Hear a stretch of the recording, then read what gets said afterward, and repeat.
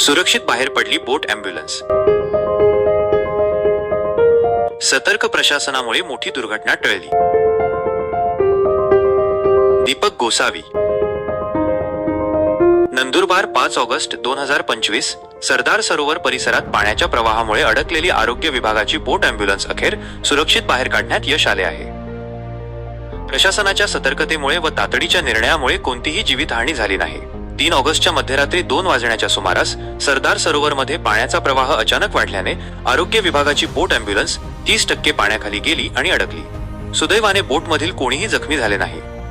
या घटनेची माहिती मिळताच जिल्हाधिकारी डॉक्टर मित्ताली सेठी व मुख्य कार्यकारी अधिकारी सावंत कुमार यांनी तात्काळ मदत व बचाव कार्य सुरू करण्याचे आदेश दिले। जिल्हा आरोग्य अधिकारी डॉक्टर रवींद्र सोनवणे व अतिरिक्त जिल्हा आरोग्य अधिकारी संदीप पुंड यांनी तांत्रिक उपाययोजनांवर लक्ष ठेवले। प्रशासनाने तातडीने तांत्रिक पथके व मदत यंत्रणा कार्यान्वित केली। 2 दिवसांच्या अथक प्रयत्नांनंतर 5 ऑगस्ट रोजी सकाळी ही बोट सुरक्षितरित्या पाण्याबाहेर काढण्यात आली। या घटनेवरून प्रशासनाची आपत्कालीन व्यवस्थापन क्षमता दिसून आली असून भविष्यात अशा घटनांना तोंड देण्यासाठी यंत्रणेला अधिक सक्षम करण्याचे आश्वासन जिल्हा प्रशासनाने दिले आहे।